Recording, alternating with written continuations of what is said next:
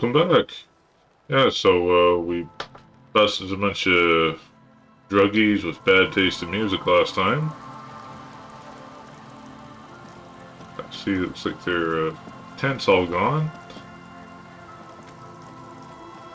Let's go back and see if we can knock that bridge over. A pane of eternite has been planted into the snow.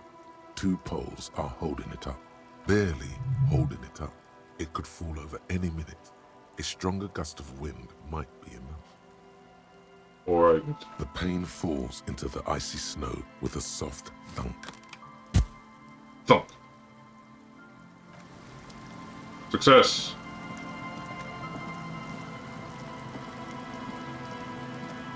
Let's see if I can get into the church now.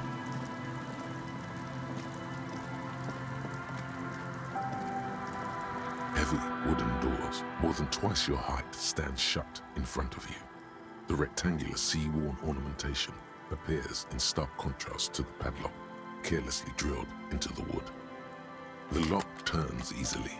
You hear a click as the shackle pops open. Let's go. A great whoosh of air rushes into the dark innards of the church, as though rushing to fill a great vacuum. How dramatic. In the heart of the city.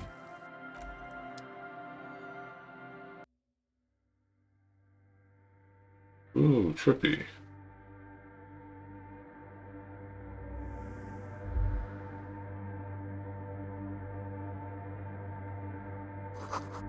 Strange stillness fills as you look at it. You could walk here. Not run. No double clicking. This wooden figure looks half finished. Figure is added later. It's not part of the original church. Okay, that's good. What fork lightning pattern you saw outside? Bark beetles? No, looks intentional. Long forgotten style. Says the guy who still follows disco. Blackboard is filled with complex equations that look recent.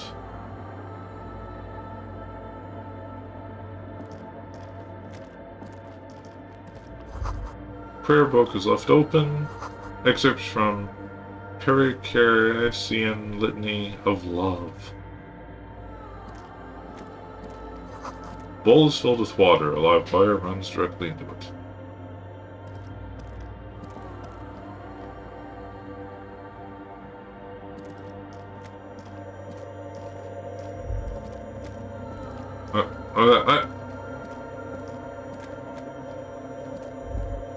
The silence in this part of the church, it's almost palpable. All the shifting matter and shuffling of living things is gone. Nothing seems to exist beyond the church anymore.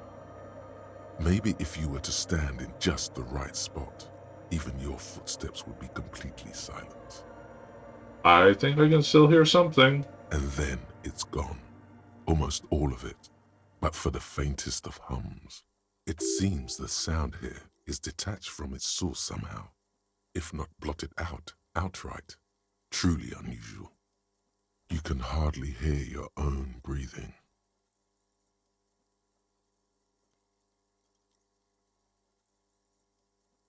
Stomp my feet and clap my hands in exultation. You produce a few muffled thumps, after which the silence feels even more total, somehow. I yell praises to the Lord. Your voice is barely audible. Not a howl, but the softest of whimpers. The acoustics. Turn to Kim. What's happening? The lieutenant points to his ears and shakes his head. Then he leans closer. Can you hear anything?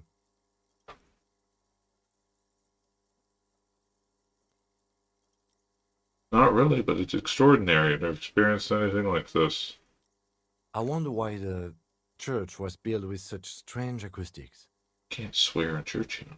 Maybe the church was designed this way to prevent boisterous activity, singing and dancing, on its premises.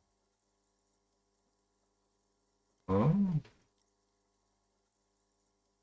Maybe they want to discourage singing and dancing? Not even hymns? Could be. He doesn't seem entirely convinced, though.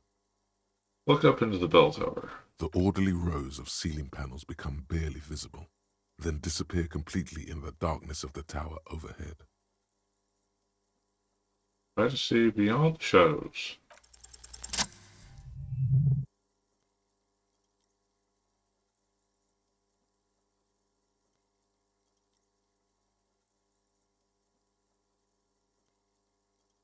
Dark vision It's activate. like there's something moving up there. A shadow has emerged from the tower and it's making its way toward you through all the other shadows. On the ceiling? Yes, the darkness makes the ceiling feel infinitely far away. Follow the shadow's movements. It's not a shadow anymore, becoming more substantial as it gets closer. The shape of an animal descends. Officer, is there something up there? It follows your gaze when you see what it is you're seeing. Oh no, you've lost sight of it. Where did it go? Shall moisten my eyeballs.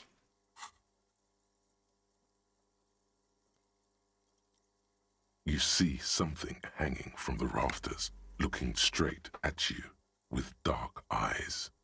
Hopefully Kim still has his gun. Maybe it's possible to talk to it.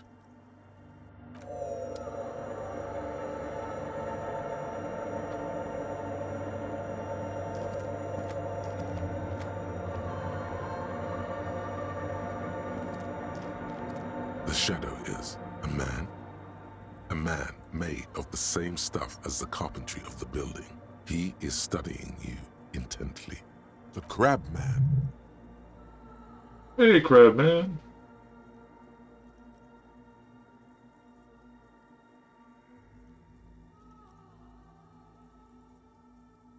I'll just study him for a second.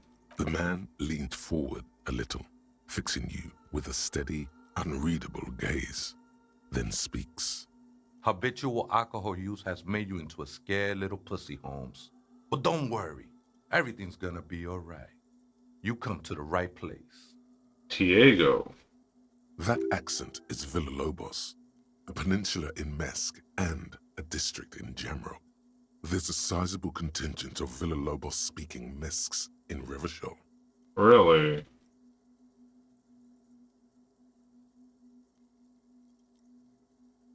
I assume he meant I'd come to the right place to repent of my sins of alcoholism, so I'll ask, what is he doing here? I'm here to receive the mother's love. You can too, Holmes. And when you're ready, she will take your hand and lift you out of that despair at the bottom of that bottle. This man is obviously a habitual narcotics user. Do we really need to question him? Hey, and what was that about the bottle again? You haven't even drank that much lately. Lay off it already. Shish.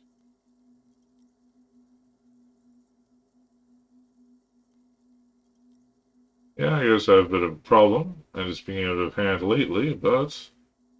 Está crudo, way. I see deep inside you. Your body and your spirit are suffering greatly from overindulgence, and you don't even know it.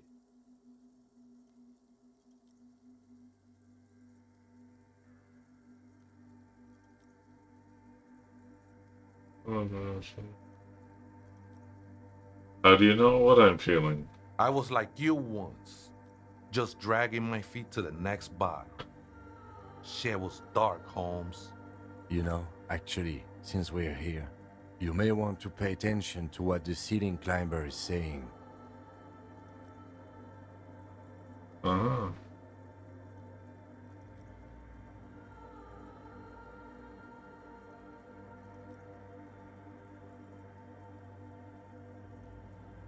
You are some proof.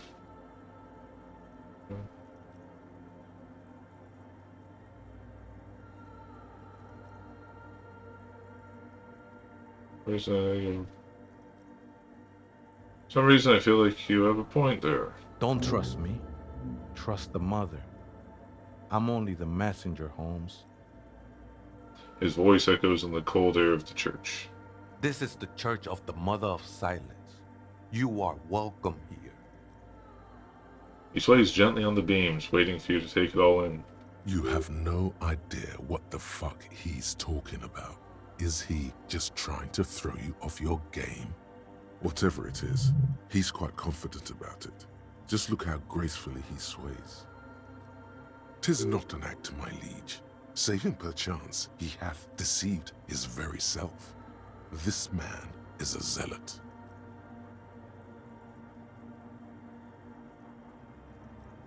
He must be the crabman. Never known myself to be a crab. But if that's the name you got for me, I won't stop you from using it.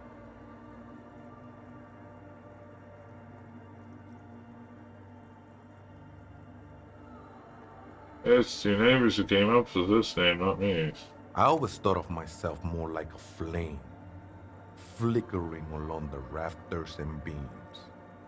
It may be that I gotta work on my technique. That's not the only technique he's working on. Look at those carved sculptures. And is that a satchel of tools over there? Wait, did you carve all those sculptures? Sure am. Whittling wood used to be something I just did to busy my hands. Now I use those same hands in service of something greater than my own restlessness. All right, let's consider the context and meaning here.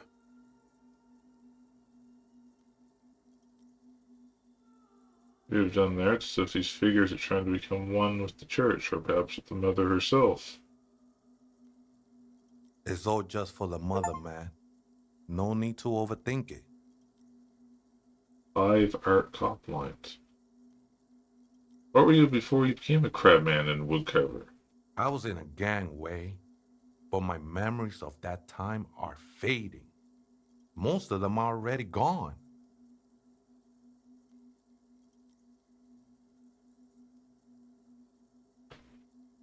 Lost my memory too, and it haunts me. No, man. You gotta let that shit go. Then the mother's light touch will fill you with rapture. Do you remember your name, sir? Tiago's my name, but those syllables don't mean much to me these days. A name isn't just your identity, but also, so to speak, your place amongst your fellows, your place in the world. I ain't got no use for such a place anymore. Huh.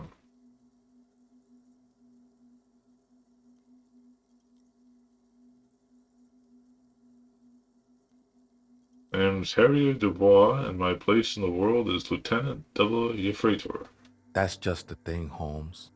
None of that matters. He sounds melancholy saying this, his limbs a mere shadow below the ceiling.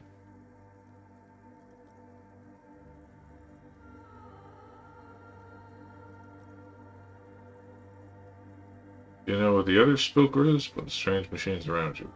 Other spooker? Oh, esa viejita es muy estudiosa. Don't know, Holmes. Viejita is grandma? So there's another person living in the church, and it's a viejita? No. I just call her viejita because of her clothes. She's actually quite young. Or maybe not that young. Age is just one of the many masks we wear.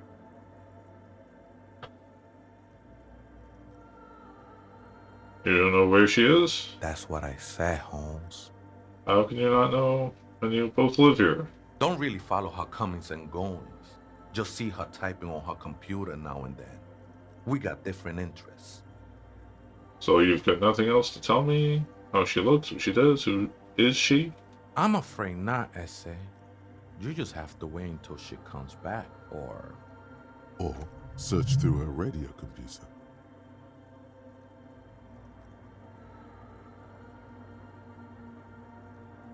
Okay then. Why does art inspire you so much? Yes, but what is art? Excellent question. Art is a diverse range of visual, literary, auditory, and performative creativity. It's an expression of imagination and technical skill. Additionally, it's history, criticism, and pure enjoyment. In short, art is the highest form of human communication, representation, narrative, emotion, and agency intertwined. Would I fit in the art world? I mean, Have you looked in the mirror lately?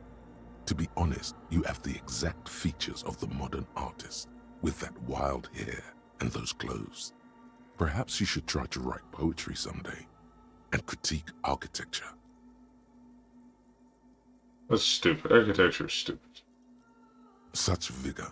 Already you express a sharp, descriptive mind, ready to slash through the empty and superficial in favor of the sublime and the beautiful. Do it. Become the art cop. Half art critic, half cop. Wait, but I don't have to be 100% cop to get the case finished and all that? Quit being so indecisive. What are you going for here? Some kind of indecisive and camp aesthetic now? Strike a bold shape here. Go art or go home. No, I can't risk going to cop out ever at this point. Go away. Bravo. Continue, then, the mediocre and vulgar epigones of the world. So what if everything is incomprehensibly shit and you can see it? Take no responsibility. This was a good call. That guy probably thinks forensics is autism too. Yeah. I'm Dirty Harry, not an art critic.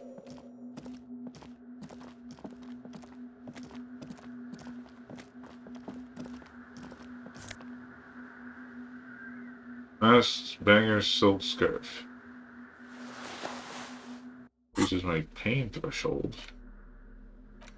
Usual scarf is still dusty from lying in the church. Subtle red on red embroidery embellishes it with cocky roosters and masked floral motifs.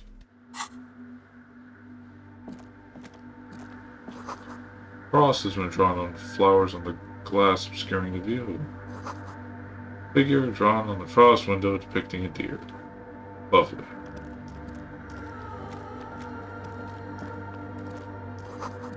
Back painted glass, colorful.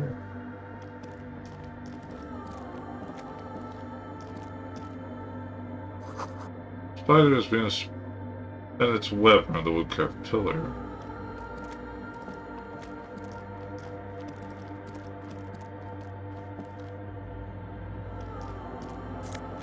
And take Crabman's money and his shoes, okay? Bangers, red brogues. Dapper snake-skinned shoes have an almost invisible white on white flower motif sewn into the tongue. Toe caps are still dusty from lying in the church. I have some church shoes now, if ever I'm pious. What's this? Wasteland of reality. Mention your alcoholic sickness killing you in your knees, your life, your boots full. During the ground, your brain is fuzzy. On overdrive, your hair sticking together. Face cold sweat and stage vomit. If they're right, anything's better than this. Even the bone dry reality itself, maybe you can quit. Yeah, really. I would if I could unlock one of these. I don't know what I have to do.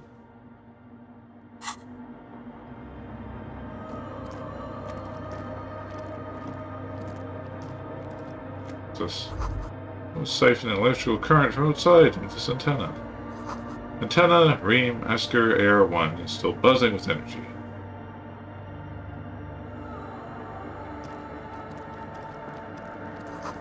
Two decks of reel-to-reel tape spinning on empty.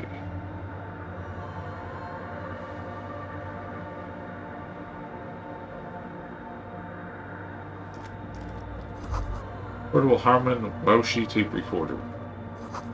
Possible it's recording something?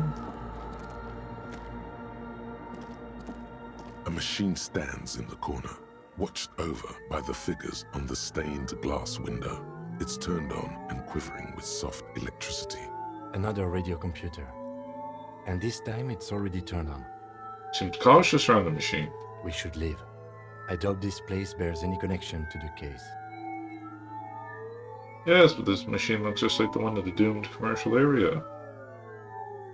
It's also quite similar to the one we have down at the station. Must be the same model. Look, the machine's framer, careful not to touch anything. The one you saw earlier was the Ream Civic. This is the Ream Prefect, a model number RC7024, equipped with a Fell mainframe and a Ream-compatible interim printer. The Ream Prefect is the governmental version of the commonly used Ream Civic model. Although mostly based on the same technology, the Ream Prefect is equipped with better noise attenuation circuits. Okay, just let me investigate. You see fluorescent play and print buttons on the keyboard. A hatch connected to the central compartment is wide open. The lieutenant says nothing. You see the machine's glowing frame reflected back from his diamond-shaped glasses. You're free to proceed. Inside the compartment? Behind the hatch sits a cube-like crisscross of filaments, smoldering in the dark like fireflies. Silver tape on the side says, in black marker, log, February to March. Another filament memory. Press play to talk with the repeater. Okay then. The speaker comes to life. Static seeps through the machine's planar magnetic driver. An old lady greets you. Her voice sounds 100 years old.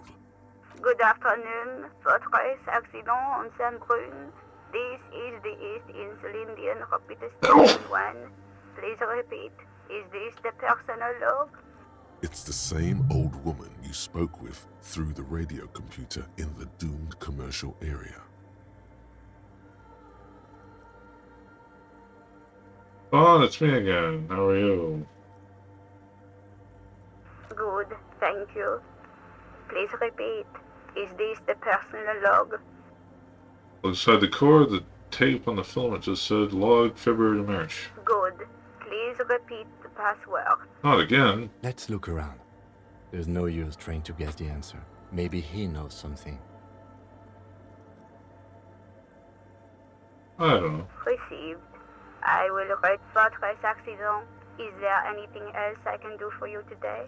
It's accent like the one in the doomed commercial area? I have 2 machines registered to this company name in Martinez. One on Saint-Brun, the other on Rue de Saint-Ghislaine. Saint-Brun, that's the church. And Rue de Saint-Ghislaine? That's the doomed commercial area. Anything else I can help you with?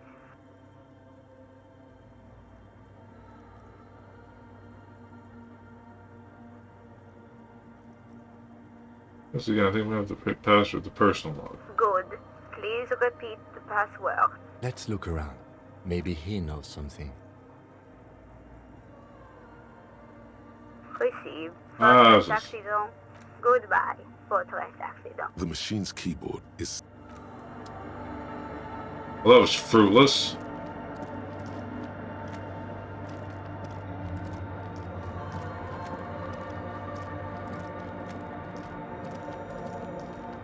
Oh no, I ran.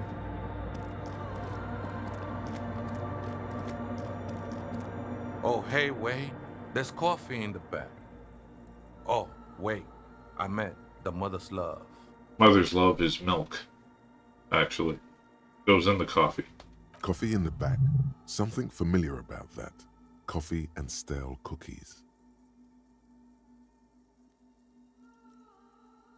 Little coffee, I feel like I've heard it somewhere before. Look, man. I'm at liberty to talk about the sacred blaze of the mother's glorious heart, but not about the coffee. Okay then, have you ever any chance heard Vegeta say the password to a radio computer? Too many times, essay. You need it for something. Surveys are a good way to fish for personal information, especially in the name of public safety. Okay.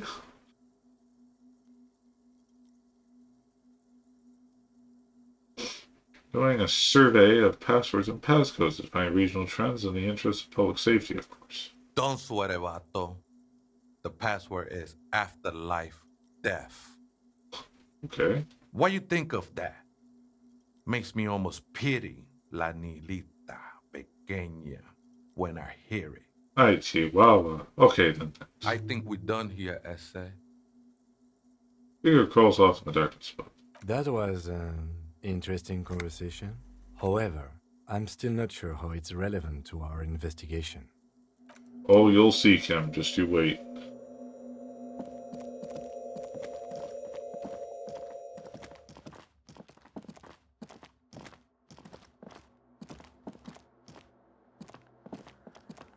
The machine's keyboard is still illuminated. The speaker comes to life. Static seeps through the machine's planar magnetic driver. An old lady greets you. Her voice sounds 100 years old.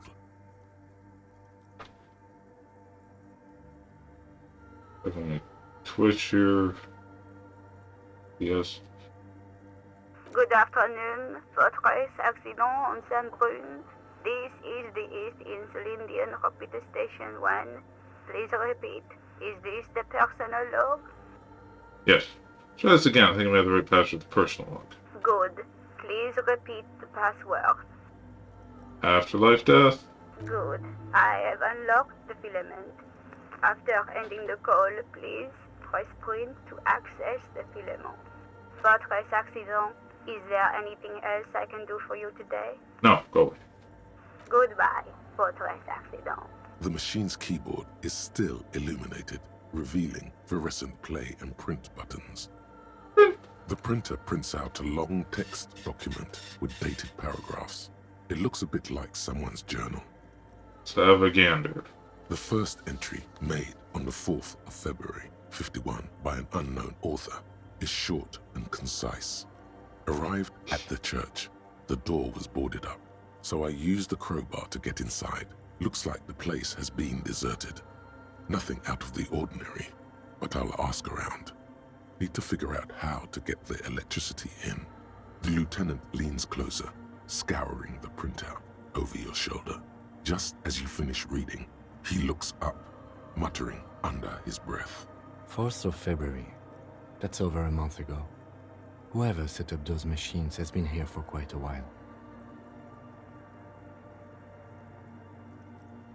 Read the second entry. 6th of February, 51. Had a little chat with the local fishermen. Said I shouldn't go near that place, that the church was spooky and ridden with narcotics. It's a little spooky, all right. Still haven't figured out the electricity. See? Ridden with narcotics. Just like Andre said. Uh-huh. Not riddled. Ridden. Ridden. I guess that's okay. Read the third entry. 7th of February, 51. Finally got the electricity in. Next on the agenda, a new antenna. I'm thinking Esca series, something advanced. Why would she need an antenna? Why would anyone need any of this equipment here? Steps from the wire running to the ground, expecting it was his boot. Read the fourth entry.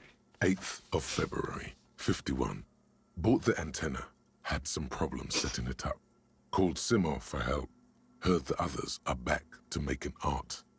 Drinking somewhere out of town. Sulislav started a rock band again. Lexi has been seen asking money from strangers. But at least the artists have their act together. They're qualified labor. They can get work anywhere. Graphic design, ads. The programmers are doing fine too.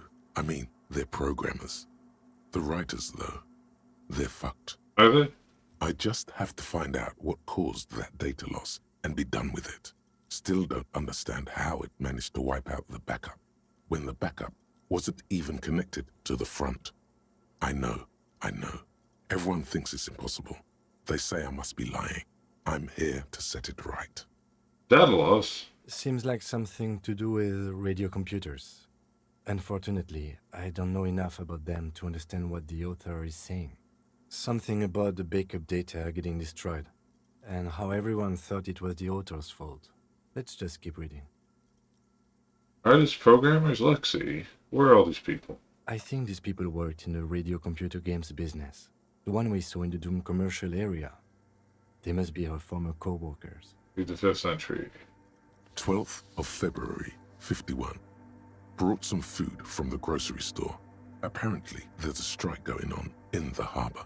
Definitely not happy to see the Martinez people again. Everything's now set up in the church. Going to start working tomorrow, 8 a.m. The strike. We are nearing the date of the murder. Keep reading. I'm interested now. I want to know what's that radio anomaly that sent this person here in the first place. 6th entry. 25th of February, 51. I've been sending data up to Lintel for a while now, trying to recreate the data loss, but nothing. Didn't even feel like logging in, the disappointment. But I did discover a curious audio-spatial anomaly at the back of the church. I've named it the Swallow. It swallows sound. Need to get some mics. Swallow. Is she talking about? Lieutenant looks to his right toward the silence. 7th entry. 28th of February, 51. Yes, the first recordings confirm that the Swallow is real, and I'm not just losing my mind. It's a pillar of silence, with a diameter of approximately 3 meters. Seems like the higher I go, the less I record. This might be a coincidence, or it could be connected to the data loss that led me here. The pillar of silence. She is talking about the silence. Is she suggesting it's more than just an architectural quirk? But what could it be? Look at the water basins behind you. The lieutenant doesn't answer. He follows your gaze, studying the basins. The water shines in them. No ripples. Read the 8th entry. March 51. Some kind of young disco men have appeared next to the church. I've been trying to record the silence to find the epicenter, but now it turns out I've also been capturing the future of dance music, one neo-disco song over and over again. Nice. Fortunately, the song is so monotonous, I was able to devise an algorithm to factor it out. The other day, one of the disco men came in. Before I could even say hello, she got scared and left. Good, I don't want anyone distracting me from my work. That disco man must be a cell. Must be describing a cell. The girl on the ice? Sounds like her, yes. Read the 9th entry. March 51. I got a call from the repeater station. Someone has tried to access the radio computer in our old office in Martinez. Can't do anything about it. The storekeeper still doesn't want to let me inside the building. Thinks I'm part of some kind of curse. How Martinez of her. That's me. I was the one who broke into the radio computer, and the storekeeper must be Plaisance. I knew it wasn't a good idea to meddle with that machine. Need composure. Find out if you can ask the guy about the beads or the clothes he left in the dumpster.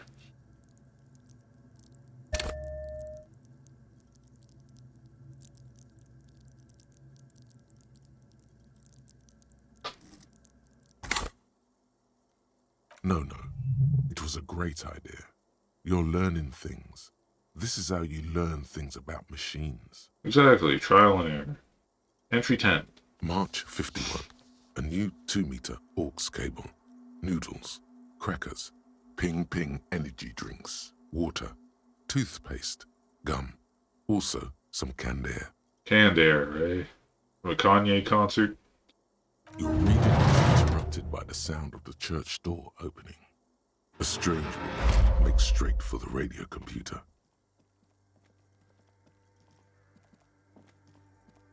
Soon meet sooner.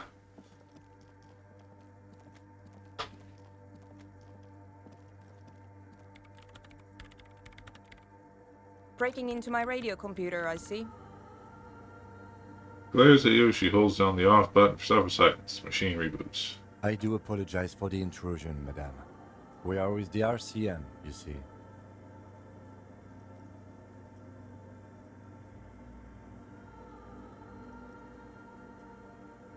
I was just breaking in. I'm pursuing a mysterious lead, searching for my lost identity. You won't find any answers from here. She barely looks up from the keyboard. You hear the machine whir back to life. It's just me and my computer, and it has been this way for weeks. Now please give me some room. I need 2 seconds to see that you haven't destroyed anything.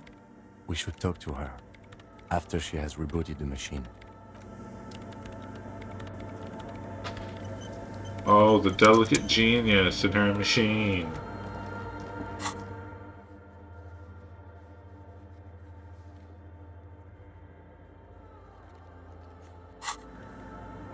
I forgot all about the heraldic bird I need to see. In white, silver, and apricot faience, the young mother of humanism stands above you. A crack runs across her body. She is impossibly tall, oval-faced and sad, a dark and radiant majesty. This is her innocence, Dolores Day. Uh-huh. Cradled in her arms are a pair of glowing lungs, clearly visible from underneath her flowing dress. You should kneel. The radiant lungs. Your knees touch the floor. The floorboards are hard and cold. There you kneel among the snowdrifts, diffuse light falling on your hands from beyond the glass. Close your eyes first. The world is silent, but for the creaks and cracks of the massive wooden structure behind you, it covers you from the wind outside. The ocean feels distant, its ebb and flow blocked off by the centuries-old pinewood sarcophagus around you. The woman looks down at you kneeling. She towers among her followers, architects, laymen, courtiers. There is a sad smile on her lips and a glint in her green-blue eye of what? Compassion? Remorse? She acknowledges the passing of someone who is still alive.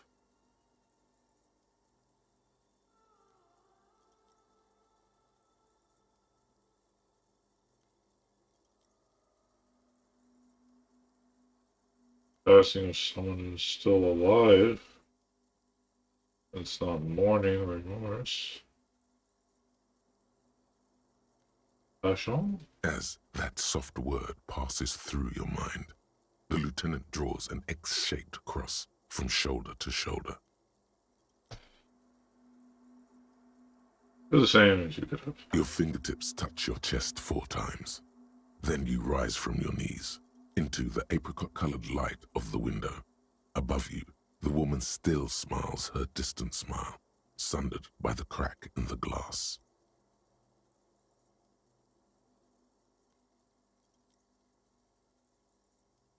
Wikipedia. How do I know this is the mother of humanism? Despite the damage you've done to yourself, the title appears lodged in your hippocampus. This is her innocence, Dolores Day. The innocence of humanism, internationalism, and the welfare state. Perhaps the most famous human being ever to have lived. She's like their version of Jesus, basically. No amount of Commodore Red can wipe her sad smile from your brain thing. It has survived the deluge and haunts you still, and will haunt you forever, as it haunts all men. What else do I know about her?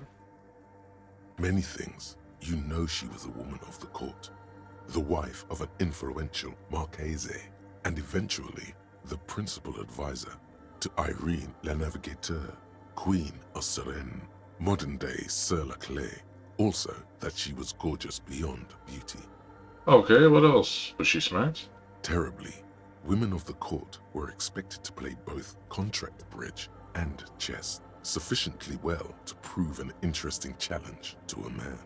A simple grasp in matters of philosophy, theology, and science was encouraged. She was, by all means, a kept woman.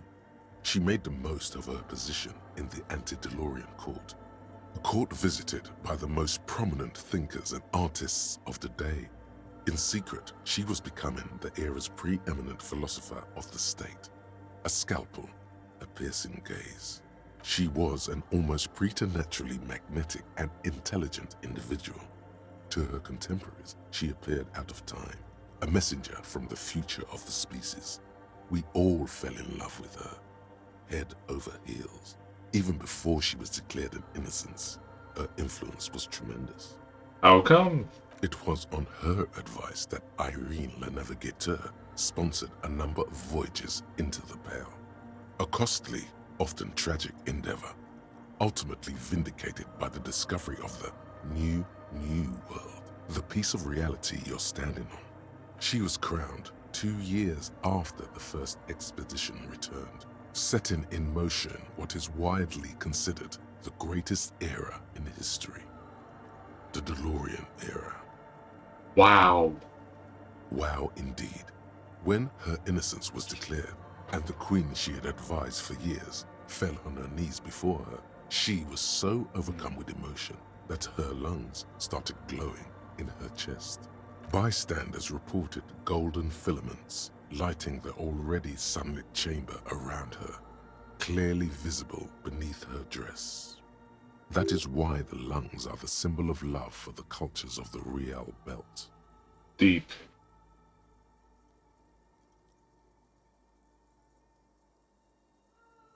That is an innocence. The highest category of historic individual, an embodiment of the world's spirit. A ruler. More, an innocence is elected to office by the founding party, a precedent that has taken place a mere 6 times in the entirety of history. The legal system of the Real Belt is built to accommodate innocent rule should it coincide with our time. I thought it was like a philosophical question. What is innocence? It's an actual title, though. An innocence is infallible. The decisions made by one are not decisions. They are inevitabilities. What would have happened anyway? Only accelerated, packed into decades instead of centuries. An innocence is a continuous, compressed event, a sacred human being. It is an honor and a glory to live when one is in office. Is one in office now? No, we are alone. Aww. When did she rule? 300 years ago, in the wake of the discovery of this Isola, the Insulindian, by explorers from the continent of Muindi. She is, among other things, the innocence of inter-isolary travel and the connected world. Was there something terrifying about her? Terrifying is a term too emotionally charged for your semantic memory, or what remains of it. But although she's often considered to be the greatest human being to ever live, there was something ominous about Dolores Day, constantly surrounded by her terriers. She was the most socially secluded and least self-aware of all the innocences. Some modern thinkers would consider her a war criminal for the campaigns she waged against the Mesk state. And then there were the resettlement programs. Oh yeah, what happened? The Mesk state tried to detach itself from innocentic rule. Parts of the world were experiencing whiplash from accelerating into secularism. Her mandatory education programs and mass resettlement of upstream Marguerite were problematic as well. Dissenters were suppressed by a military force she called the Army of Humanity, suggesting those who fight against it are not part of humanity. Clever. She adored chess, yes, but also military war games. Dolores Day often holds a tiny tin soldier between her index finger and thumb in icons such as this. She was also blonde, the blondest woman you have ever seen, with green eyes the color of the Pacific, mare interregnum. Think Daenerys Targaryen. Little is known of her Marchese husband. It's as if he vanished from history after completing his role, which was to introduce Dolores Day to court. In conclusion, yes, there is something lonely, paranoid, and even terrifying that people seldom mention, but feel when they think of her. This subtle terror is part of her iconography. Uh-huh. Lieutenant Yefrater, you've stood there for over 5 minutes. Just hold your horses there.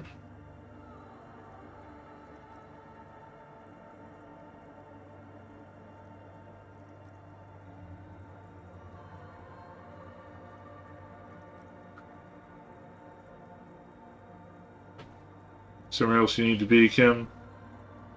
What are you thinking of? if I may ask?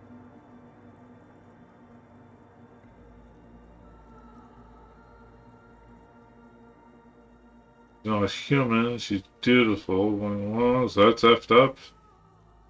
Someone comes to the case? I doubt it. She's beautiful. That she is. A great sacred piece. I wonder what we are doing here, however. So that's how it's claimed. In this church, I mean. The coast in general. We shouldn't linger. This isn't a good place to get lost in. Here it is. Best place to get lost. I'll reconstruct the crack glass. A jigsaw of broken shards falls into place in front of you, a ghostly reconstruction of the stained glass window. Before it was shattered, there was an older woman beneath the younger one, and a text, a light motif below them both. What shattered this mosaic? Unknown. A motor carriage, a gunshot, someone falling into it, or maybe just hooligans looking for something to break. Who's this older woman? The escutcheon on her throne says, Irene the Navigator.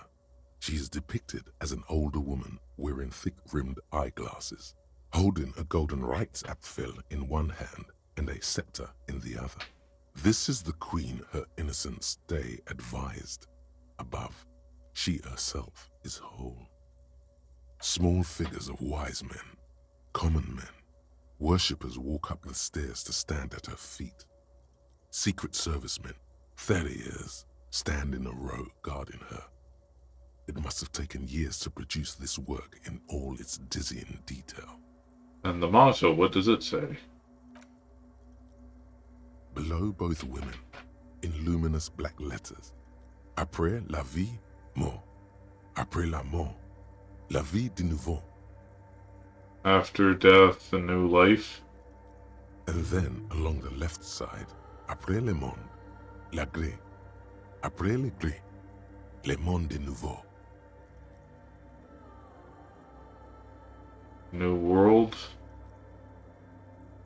After life, death. After death, life again.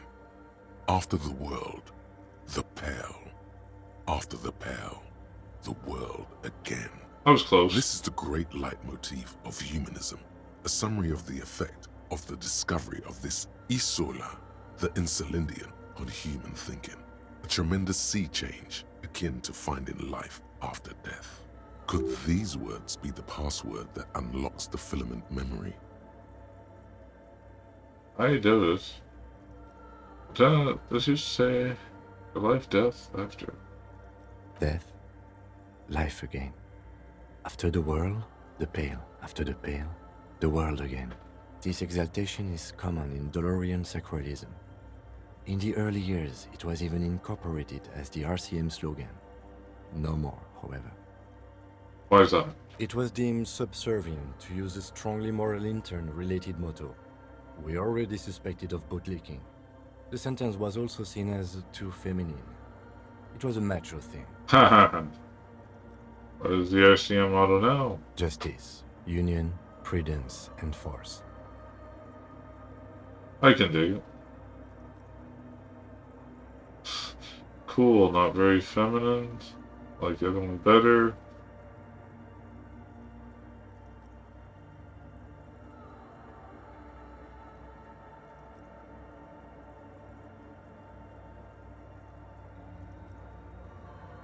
I'll just say I like the other one better.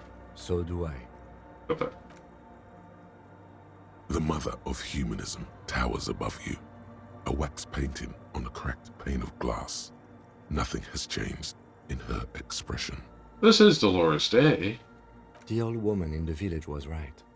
This must be the Dolorian Church of Humanity in Martinez, or the Small Pinewood Church in some records. Know of this place? It's a minor landmark, not easy to find. Most maps misplace it. It was built not long after Ravachol's founding, 300 or so years ago, by first-generation settlers. On the coast of an uninhabited archipelago where only animals had roamed before, in the wild reeds. And what else do you know, Kim? There used to be 7 stave churches on the coast. Les Sept Sœurs, they call them. The 7 Sisters. Only one remains. The rest were burnt in the revolution or used for building materials. We should be respectful here, although the building appears to be deserted. I do not believe we'll find anything connected to the lynching here. Something else, perhaps? Respectful? Is the lieutenant a follower of DeLoreanism? Cam, are you a follower of DeLoreanism? Yes, we all are. Her name, body, and rule are synonymous with humanism. The laws we enforce are DeLorean in origin. Uh-huh.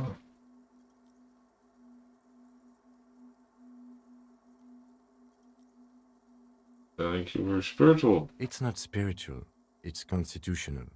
The DeLorean system does not demand faith, only accordance. I know. Well, that was enlightening, wasn't it? What is it? Didn't break anything, did I? No, you just printed out my personal log and wasted some paper. Doesn't look like a big loss to her. You're the lead programmer of Whirl Untethered by any chance? Yes. Or, no. Not anymore. That project is dead.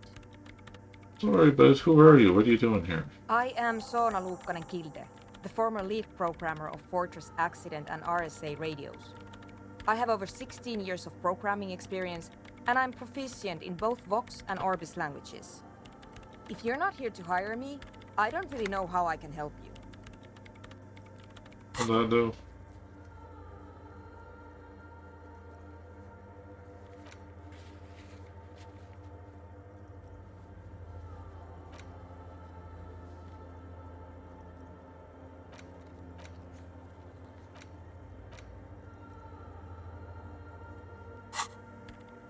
Did she say over 16 years of experience?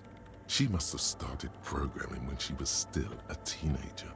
That still doesn't answer what she's doing in an abandoned church. Mm-hmm. The drivers won't be bothering you anymore. I arrested them because they were planning a drug trade. You arrested them? Didn't think the cops in this place had it in them. What are you doing in an abandoned church? You really like those questions, don't you?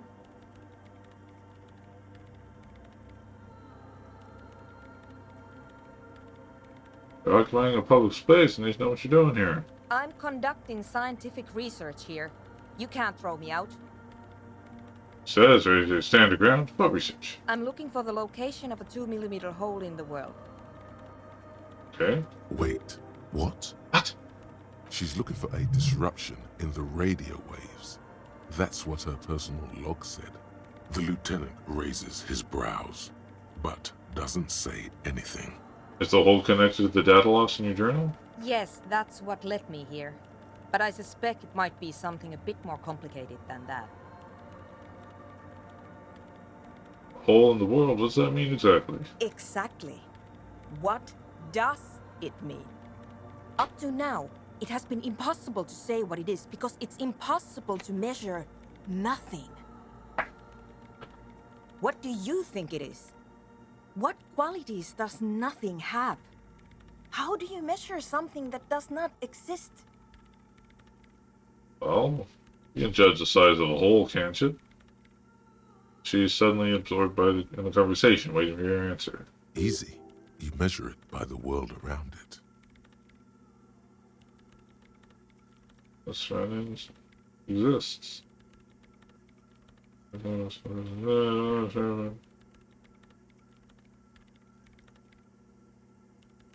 Measure it by collecting data on its surroundings, on that which it exists.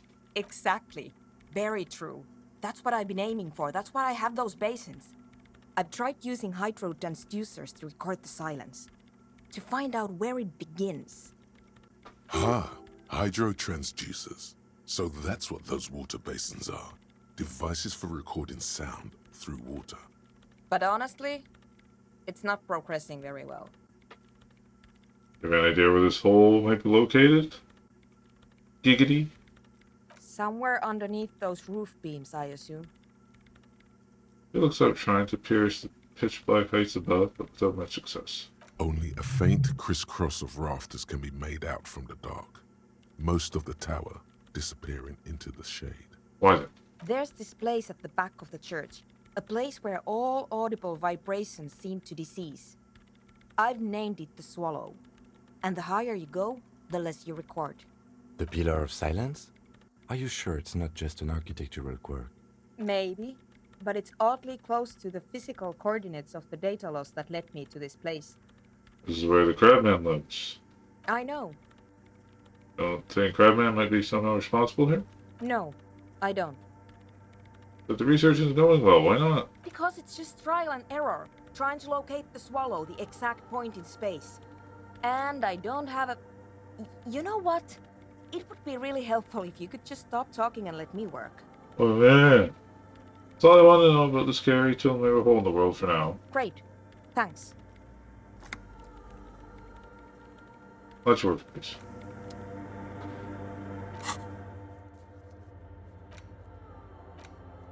So we go inspect the traps.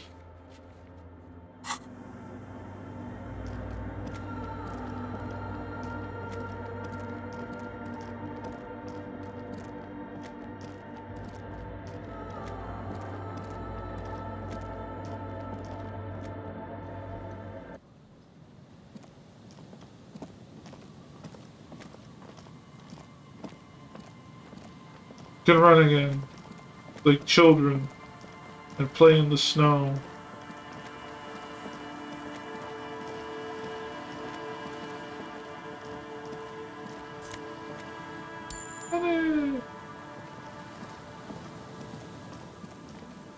Busted Docker here. Scares us we turn the whole machine. Building for you house the engines to win a big one. But it was. Girl's been recently discarded, still smells of fuel oil. Chance runs off the ocean to who knows where. Oh, my interface gloves, how's that sound?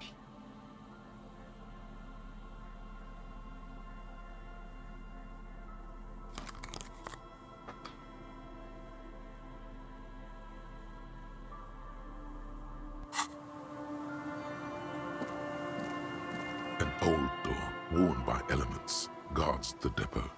The wind has blown a sand dune in front of it. The door hasn't been opened in a long while. You see a handle. What is this thing anyway? It's military. A service depot of some sort. Who serves what? Probably something that is no longer there. Dent looks at the hunching concrete toad in front of him. It may have been used to service an aerostatic battleship in the atmosphere, or a fortification, like a sea fort in the bay. Okay. Can I, pry bar that shit open? An old door, worn by element. Apparently not.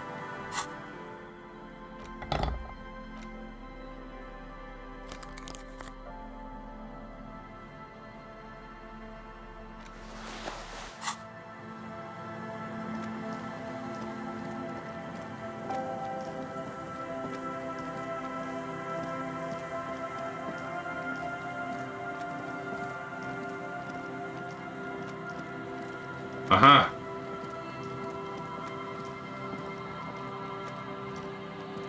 A familiar apparatus lies among the reeds. Another one of Morel's traps, weighed down by stones to keep it in place. The Round? reeds sway in the coastal breeze. They seem to be waiting for something. The wind picks up here, near the cape's end, surrounding the narrow strip of land from 3 cardinal directions. It's cold for this time of year. Reach for the trap. This trap is also full of panicked locusts. No sign of any cryptozoological beast inside.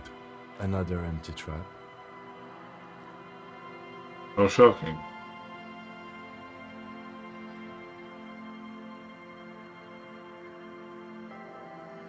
I'm enjoying the cardio, Lieutenant. I'm quite enjoying it myself. Always up for a good job. Otherwise, would I still be on this case with you? Smiles and raises his collar. It's windy.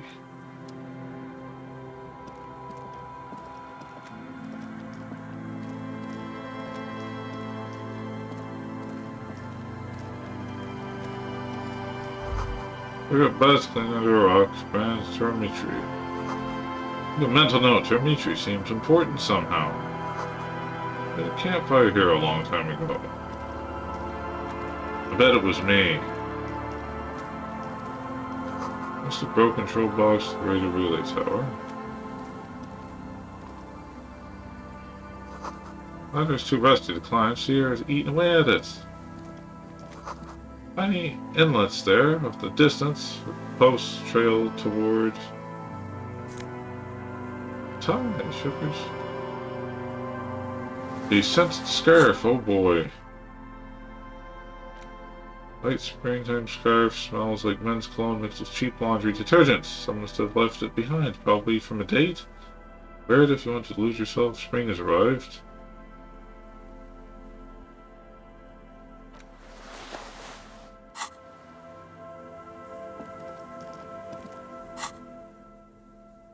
Gives me the shivers.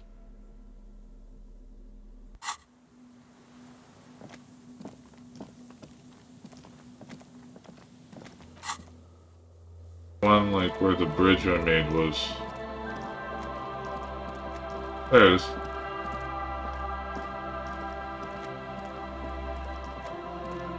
It takes you a moment, but finally you spot the last of Morel's traps. This one's partially obscured by the reeds. Look around. The reeds bend forlornly toward the sand. You see slabs of concrete north. In the east, the city center hums to you. The constant, distant song. Louder on this part of the coast. Nearer somehow. And there's that cold again. Always the cold. Here's the trap. The trap feels light and silent as you pick it up. Something is different here. Really? No locust. Oh. No phasmid either. But still. Well, closer still. Well, the bait worked on something. This doesn't mean it was a reed monster, though. Unless you see one in there. I just see an empty trap. The netting is a little untidy. Messier than the others. Like someone or something picked up the trap and shook it before dropping it back down on the ground.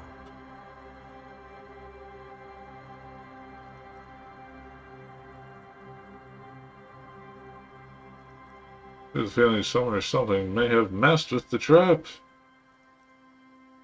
Perhaps our cryptozoologists have competition in the form of an actual entomologist, or someone else is sabotaging them.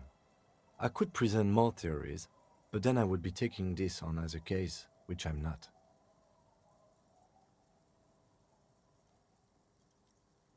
That probably wasn't phasmid, but still, Morel needs to know. We did, sort of, promise to tell them, didn't we? Seems to regret the fact.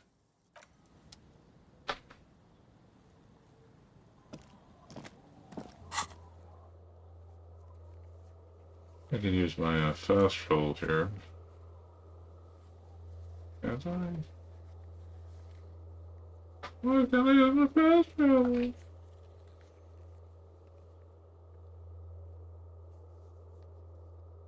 Q now! I forgot about Q now!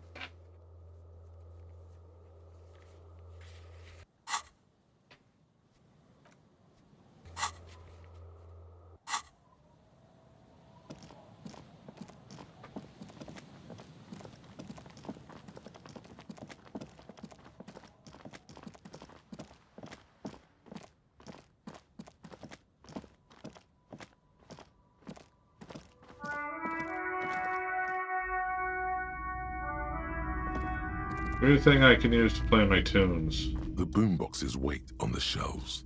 And your boombox, that gold and amber Harmon Waushi, stares at you longingly with its tape reel eyes. What a boom with your boombox, sir. And here you are, quality sound reproduction on the go. It'll play anything, wherever. Turn any tape into a conversation of sounds and shapes.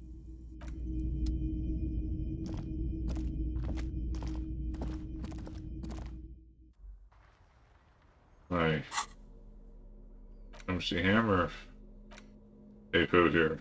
The boombox everyone's used, a little banged up, little chipped, honestly. Not that loud either. It's cool though, it tells me carrying the shoulder.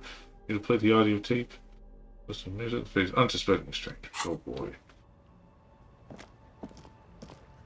But, first things first. We did find a dead body after all.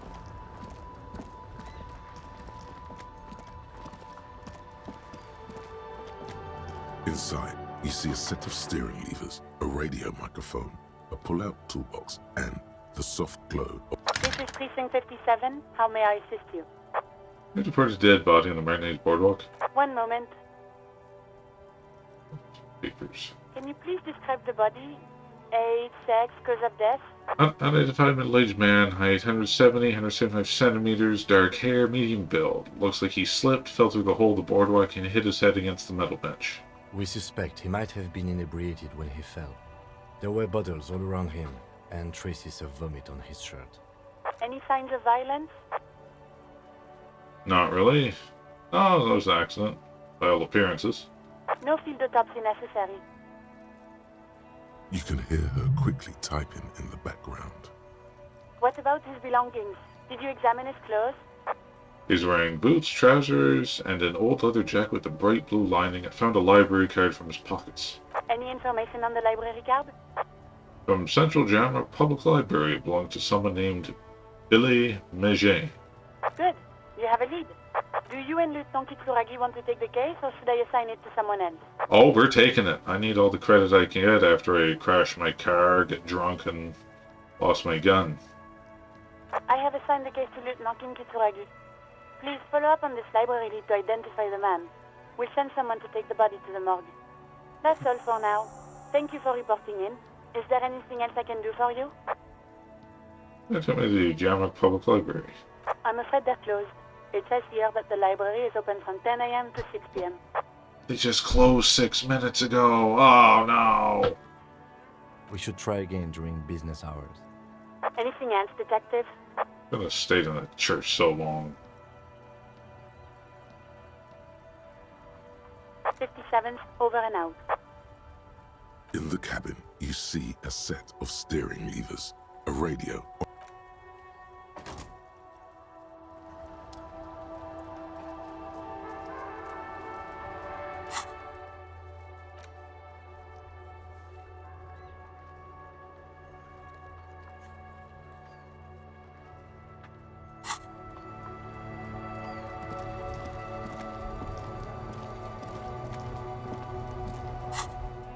How about this thing?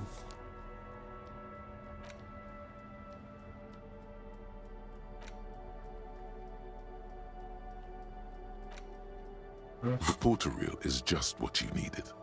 The reel's attached to the apparatus with a satisfying click. The tape is routed behind the magnetic reader. Let's play it. You press the large button marked Commencer, and the tape starts spinning. There's a small delay before the song starts playing. So you're against the speaker. It sounds like someone's moving in the room, getting comfortable. Then the organ starts playing a simple, melancholic tune, echoing in the hallway. A lone singing voice joins in, telling you about the tiniest church in Cessons, surrounded by even tinier yard. You almost feel the seaside mist on your skin. It's mega sad. Within seconds you know this is the one. The real shit you've been looking for. The one you trust your room to. This one tells it like it is. This is your tune. A click, then silence for a bit. Then the tape stops spinning.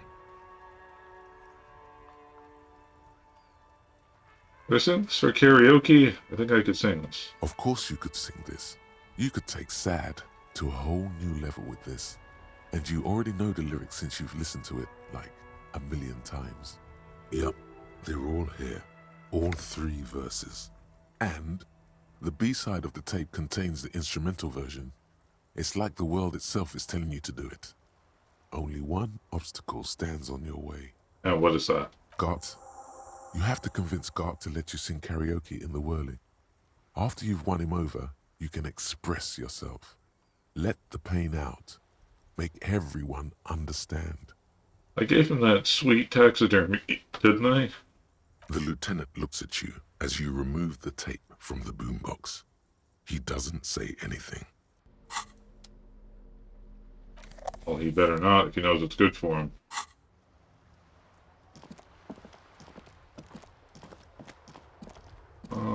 What's next? What's next? What's next? Ask her about the other lady. Hello again, esteemed officer, and welcome to Crime, Romance, and Biographies of Famous People. Curse. Okay, but please, only a few questions. You wouldn't want to disturb the spirits. Why didn't you tell me about the curse right away? It's not good to talk about the curse, not in detail. The negativism, it's dangerous. Talking about the void wraiths angers them. Ah. Wow. Void raves. You have new words. Nice. The woman looks aloof. Now, about this bird. Cockatoo, or what was it? A sulfur-crested cockatoo sits on the cover, its beak slightly open. It looks as if the bird is calling out the book title, From A to Zurich, a guide to a well-behaved cockatoo. I want to buy this guide to cockatoos. Oh, a nature enthusiast. Good choice. I knew it was a good idea to keep that around.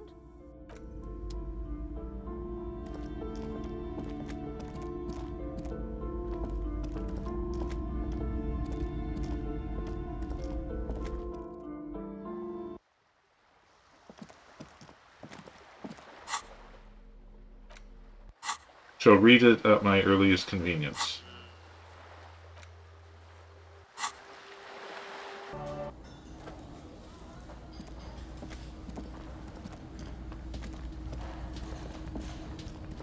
There she goes. Oh, sweetie, I don't even know how to thank you for finding my husband and helping him out. I hope we haven't been too much trouble for you. That's doing my job. Here, I want to give you a small token of my gratitude. It's a tie, Mexican origin. The pin is an antique, quite special. Really? The little silvery knob holding the tie together feels warm in your hand. It's in the shape of an avian skull with 8 eyes. You could ask her about this when you get the time.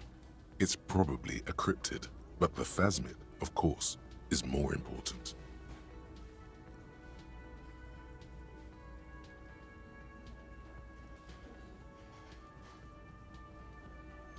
Never told me you've seen the plasmid. Oh, you don't want to hear about some old woman's ramblings.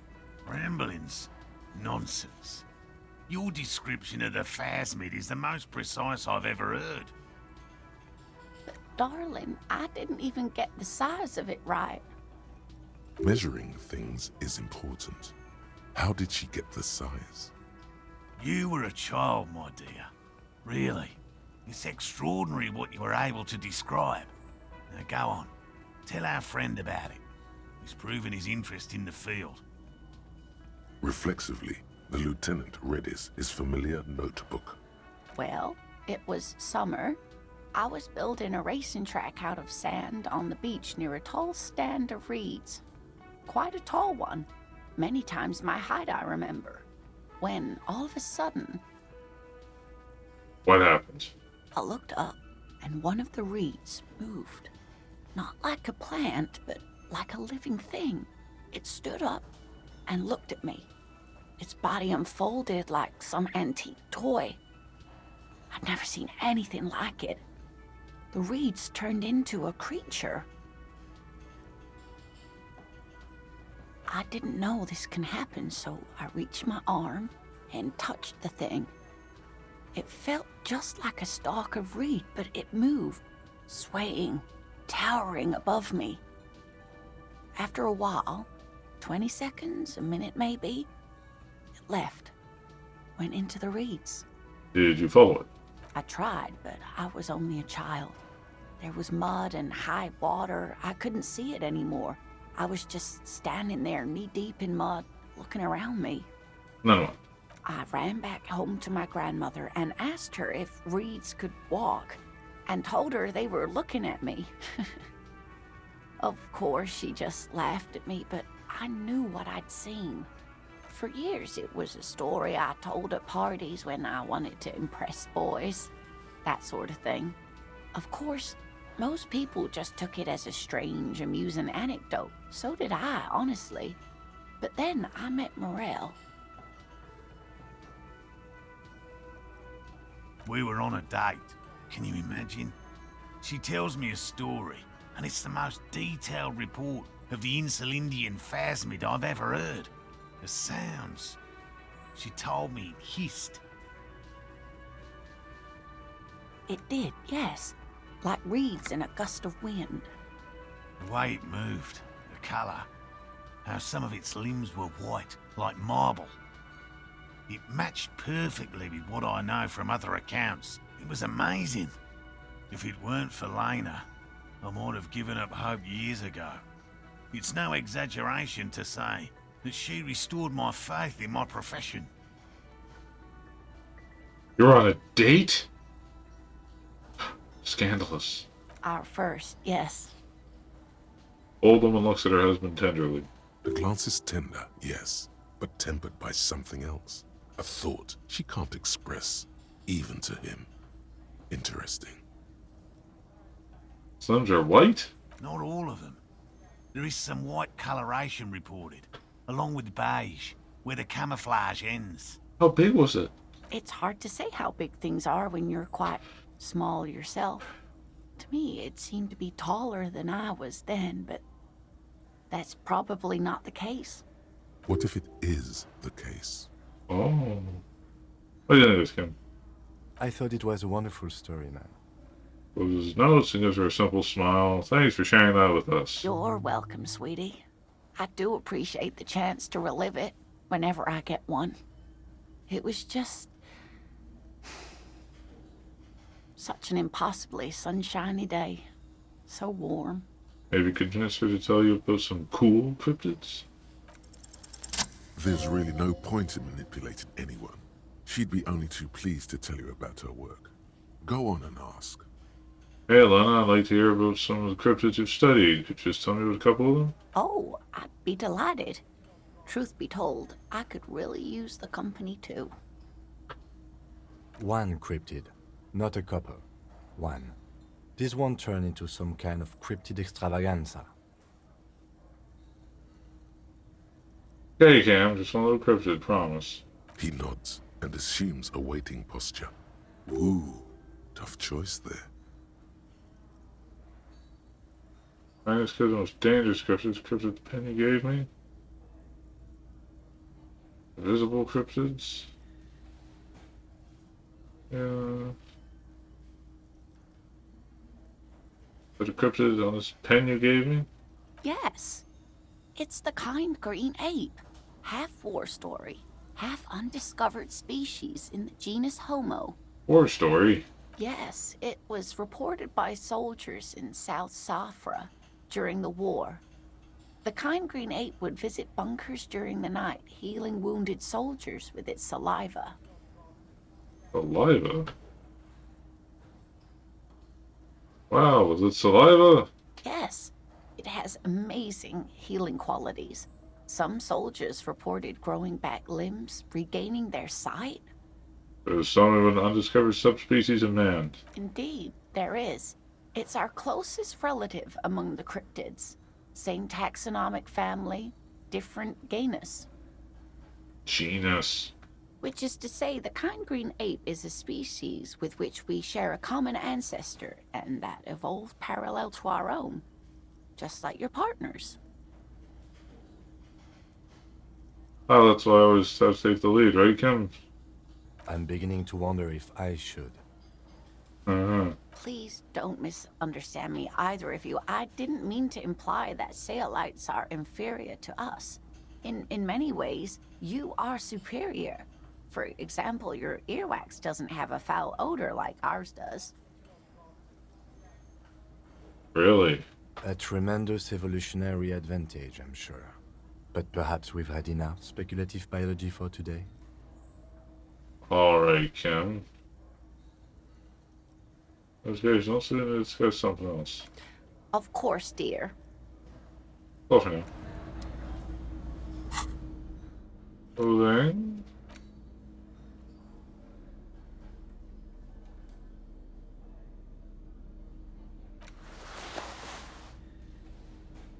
A bow tie all together by an antique clasp and shaped of a bird's skull. The skull factor features 8 cavities for eyes. It's disturbing, but you can't look away.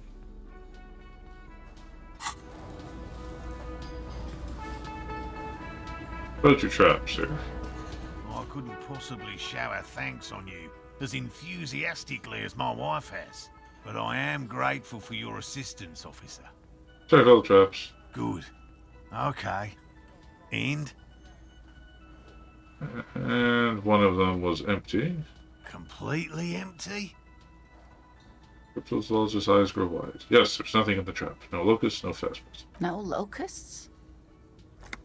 No phasmid either? That's not ideal, but... He rubs his chin. It just means the Insulindian phasmid is even more clever than we thought. She's engaging in a well-known self-deception called motivated reasoning. You should correct them. Okay, Plato. Of course, more clever. Yes, the Phantasmadeia picked off the locusts and escaped. This is good news, though we'll have to reconsider the design of the traps, make them more secure. Another trip to the reeds.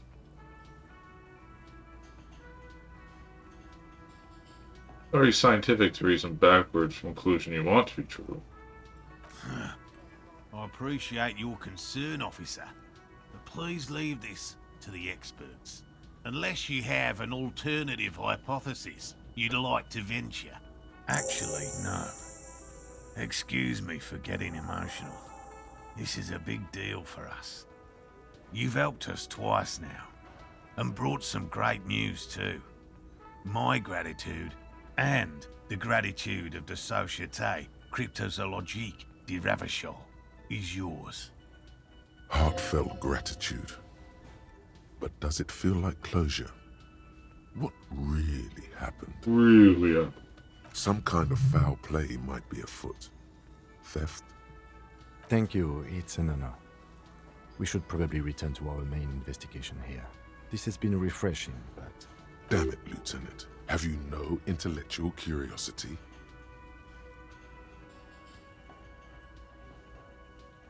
You sounded off about your friend Gary. No. No, of course not. Why? You sure? Well, he's been a little unenthusiastic about the trip. More so than usual. That's understandable. He just wants to get home and warm up.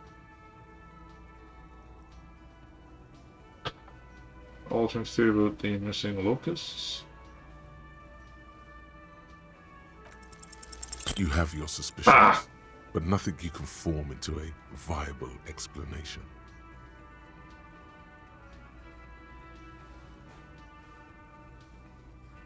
I'm just not sure that it was the phasmids that took the locusts. Really, officer? We can take it from here. Joe just froze his heavy brow. Yes, sweetie, we've already taken too much of your time. Alrighty. Always a pleasure to see an officer of the law. Yeah. I mean, officers. Once more, you hear that odd clicking sound coming from Gary. Shifting composure on that. Analyze Gary's composure. That shirt looks very uncomfortable on him. Look at the buttons, barely keeping that thing together, as if something is ready to rip out from underneath. Something worn underneath it? Armor, maybe? Yes, like a piece of ceramic armor, for example. One that makes a clicking sound when the plates meet each other, resembling pearls or marbles, stolen from the corpse in the yard near where he lives.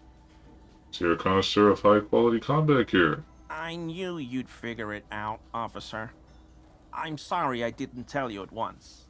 I was That's the shirt. I was ashamed of what I did. And I didn't want you to know.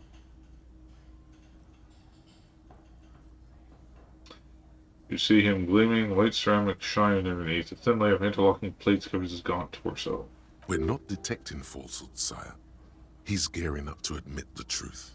Gary, what's going on? I took the hangman's cuirass. I didn't mean to. He accidentally stripped a corpse. God damn it, Gary. Seriously. I know. Shame on you. Give the cuirass to the officer at once.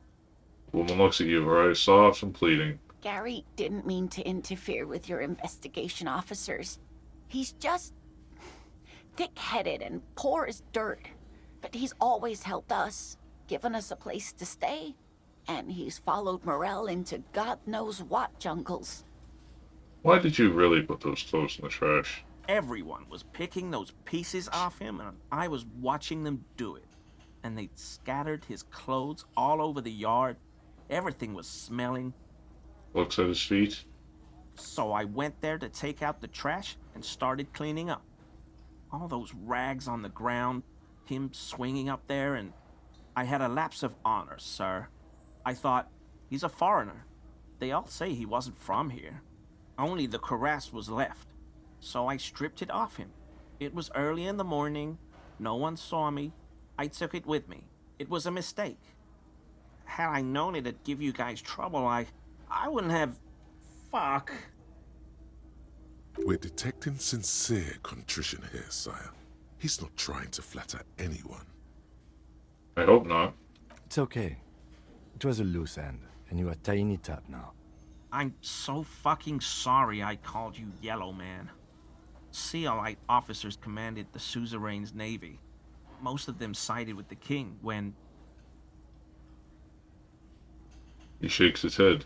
They were thoroughly conservative men, he realizes suddenly.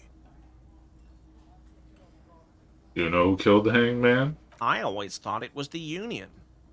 Some Union hardasses. Lynched him because of the strike. But almost everyone in town knows that. I wish I could tell you more. Shakes his head. This is all he knows. Why'd you lie to me, Gary? Because I was weak. I should have told you the moment I saw you. But... He's a scaredy cat. Scaredy cat, scaredy cat. The woman looks at Gary, her eyes melt away. Give me the armor, Gary. He sighs again, hangs his head, and unbuttons his shirt fully. A cuirass that matches the dead man's boots comes into view. Soon it is in your hands, smelling of his sweat. Gross. But so light to hold, like a bag of cotton. Are we done here, Gary? yes, absolutely. I will never do anything like this again. He looks around, relieved of some burden, and smells still quivering. Thank you for your cooperation.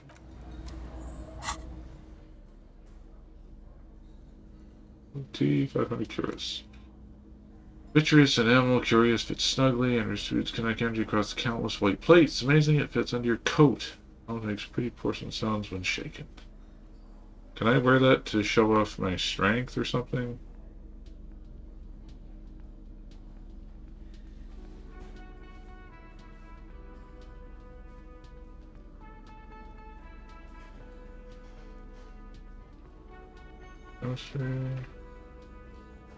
What time out here? Gotta get down the wire, aren't we?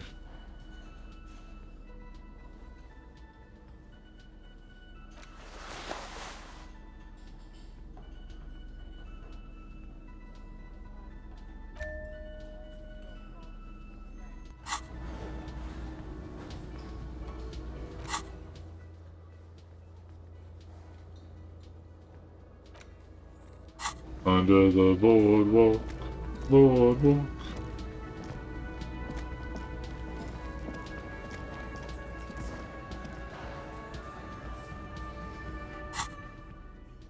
And I can hold, like intimidate him.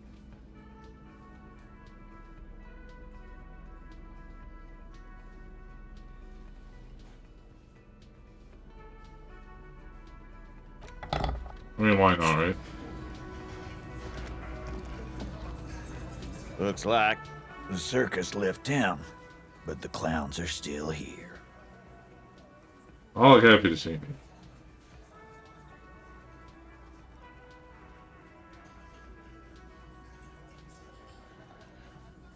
With my authority,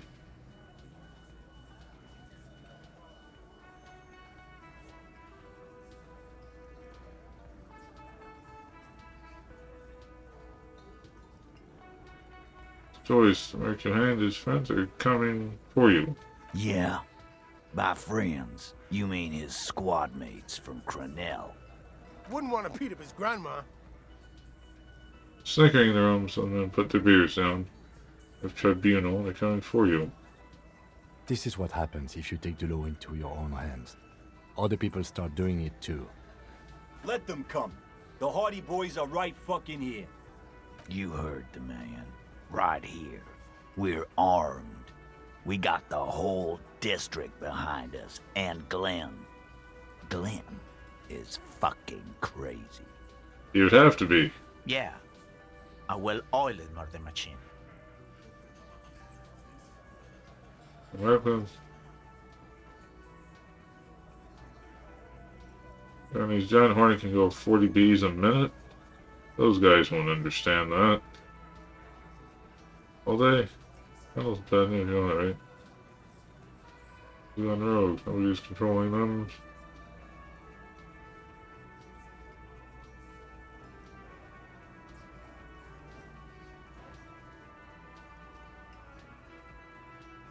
Or maybe that is a trick, because I only found that out through my encyclopedia. In a single series, giant hornet kill 40 bees a minute. The fuck is that supposed to mean? You were the bees, they're the hornet. We're not bees. We're men. We're socialists. Easy, E. He's trying to phase you. What are you trying to do? Scare my men? The mercenaries are armed with automatic weapons. We got weapons of our own. We got Ister 50s, Zeelagers. Glenn's got a knock cannon at home. Will they pierce ceramic armor? I guess we're gonna see, aren't we? That was an unsure phrasing. See what, that they don't? Yeah, like you've been up against ceramic armor. Takes a sip of beer, divides his tongue, and tries to get the last word in. You haven't even seen the whole suit, right? I've seen the whole fucking thing, and it didn't make him immortal. I said they've gone rogue, nobody's controlling them. Big fucking surprise. They hire psycho scum, arm them to the teeth, and let them loose in the city. What do you think is gonna happen? Colonel's bad news, you know that, right? So are the local gangs. The fucking Barmy Army and the Madre scum. You've been out there. Seen any around? Yeah. Where are they now, huh? Sent back to Madre in an airtight cargo crate. These people are trained military professionals. Special forces, as you said. They're not a gang or a Barmy army. No, they're not. They're uncoordinated and drunk. We know more about them than you think. They're also drunk. Also uncoordinated. What do you mean, okay?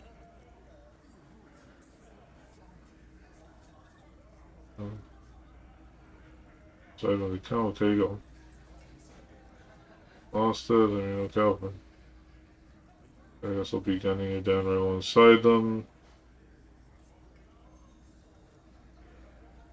I mean, okay, they're going to wipe you the fuck out, Titus. No, they won't. Get out of here with your negative energy. All he means is that the situation is serious. No wonder you cops get shot to shit every day. Can't go to war with an attitude like that. When you first met, that's when I saw the hanging witness. A witness? You ain't got shit. The locals would never come to you with this. That's just contactis, Titus. Next, he's gonna tell you one of us already roll on the others, and he's in witness protection. A witness isn't a local. Well, let's hear it then. Who is your mystery fella? He's not alarmed by the sudden appearance of a witness. but he is surprised. This goes without saying, but nonetheless, don't give out his name. Well, duh. You're a high-ranking government official, leave it at that. Yeah, right. Like we wouldn't know if an MI plant was in our town. Nice try, right? MI is short for Moral Intern. Moral Intern is short for Moralist International, the coalition that runs Revachol. I've seen this shit a million times, Titus. Fly fishing. They are desperate. Tell us, Copper, what wacky claims did he make? So the hang went down very quietly and no shedding, no commotion. It's you assholes that feel the need to go around like a fucking brass band. The Hardy Boys are dead silent. Yeah, it's like they put cowbells on you before they send you to the streets. What's with the cowbells, policeman? Cowbells? They're avoiding having to answer this question. And you guys drinking and singing lynching songs. What's with the funeral silence? We were drinking, weren't we, guys? I hit the bottle hard. I was drunk as fuck. Right, I'm convinced, Glenn. Nothing off here.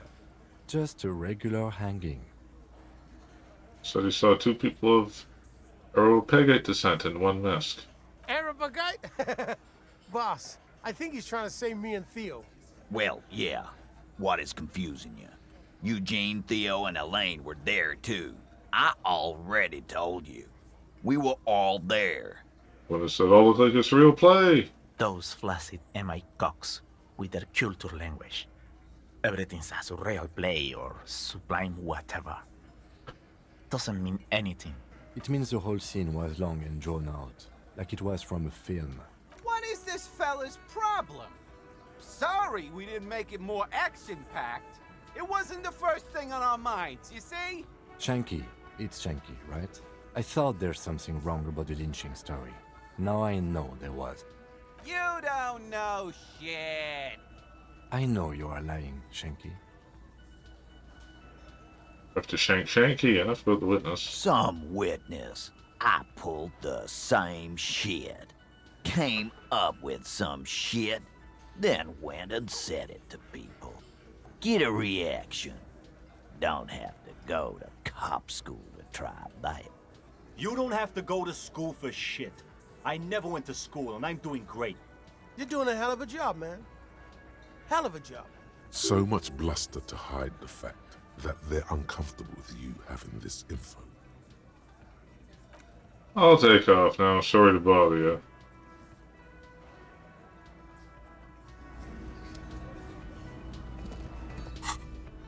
Now.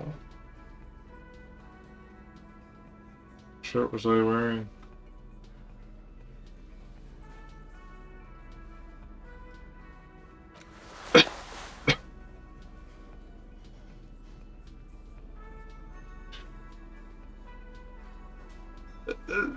No revolution. Oh, that's a straight up upgrade for my worth next item, isn't it?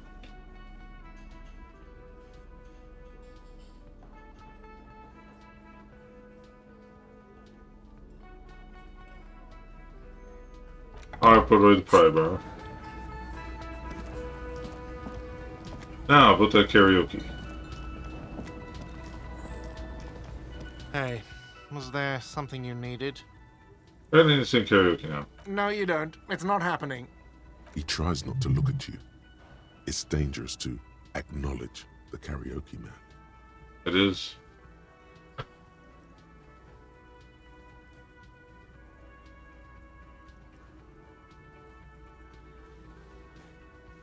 No pay system here, no one's going to use it. It's for the... It's for no one. It's a prop. I'm not letting anyone use it after the great karaoke catastrophe of 44. Oh? Summer 44. A lot of people got killed because some arsehole wanted to sing karaoke. Huh. It's not props or clients, no it's used. Okay, yes, it's for some clients. I'm a real client to pay my bills and I have the right to use the karaoke machine. Ha! Well, we don't have any tapes. They all got stolen. That's alright, I'm on song with me. Give him the tape for the smallest church in St. Hans. The man in the vest and the violet shirt stares at the tape you've just given him. He begins to frown. Hard. Hard? Fine, fine. Climb on that stage and do your thing. Just get out of my hair. I'll plug it in for you. Damn this karaoke machine. I'm having it uninstalled, he mumbles to himself. Wow, wow. Brace yourself. Feels right, you belong here. The stage is all set up for your performance. Feels silent. You can hear the pellets creak under your feet. You feel a little dizzy, a little unsteady suddenly. So, are you ready for your thing now? Let me know when I should turn on the karaoke carousel. Around the room first. The bar is full and buzzing with chatter. No one is paying you any attention. But still you feel your knees turn to noodles. Okay, now a couple is looking at you. Even worse.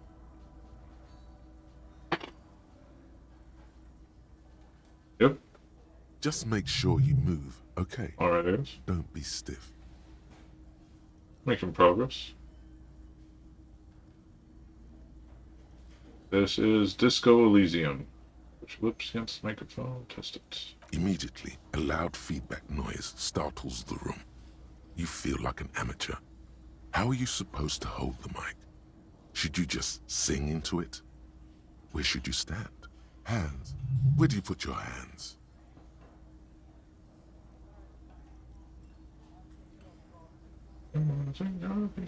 I can see that.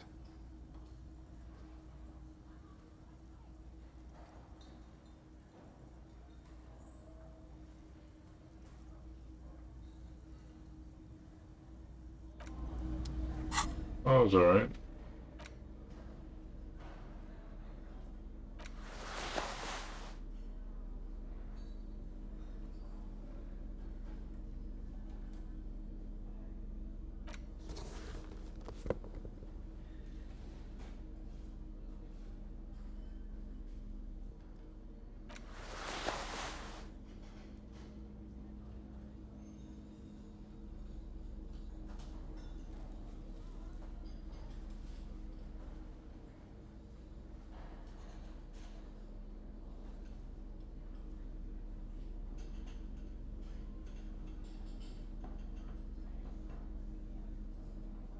Did you?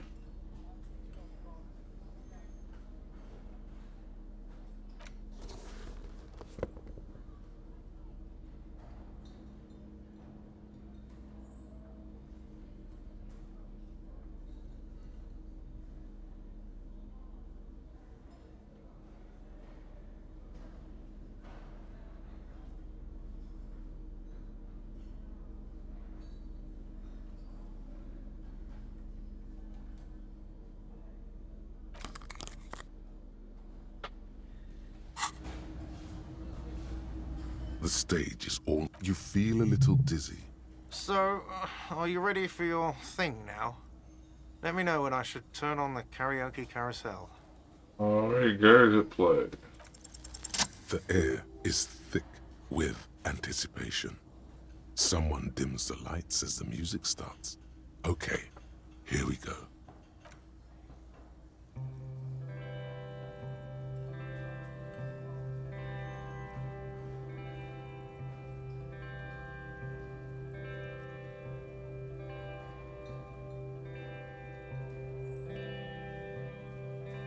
I would often go there, to the tiny church there. The smallest church in San, though it once was larger. How the realm may rest there. Down through the mist there, toward the Seven Sisters, toward those pale cliffs there. I would often stay there. In that tiny yard there. I have been so glad here. Looking forward to the past here. But now, you are all alone. None of this matters. No, none of this matters at all.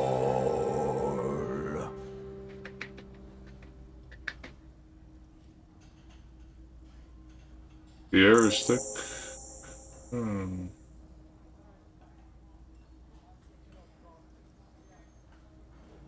Oh, okay, those are just the lyrics. A lazy applause fills the room. You feel your hands shake as awareness of your body returns to you.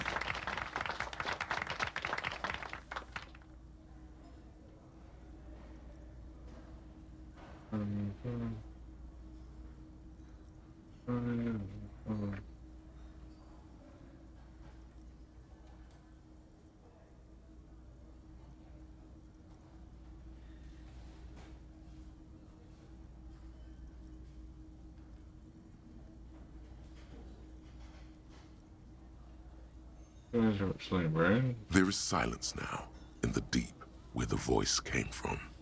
It has receded, to return only in dreams and nightmares. This guy really carried you.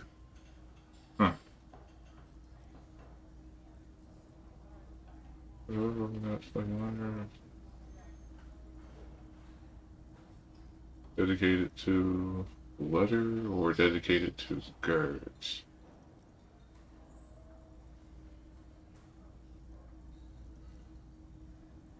The microphone amplifies your voice in an uncomfortable manner. Someone coughs. Most people have gone back to talking now. Good, good. Are we ready? I want to unplug the microphone now. Last words? Thank you, Martinez.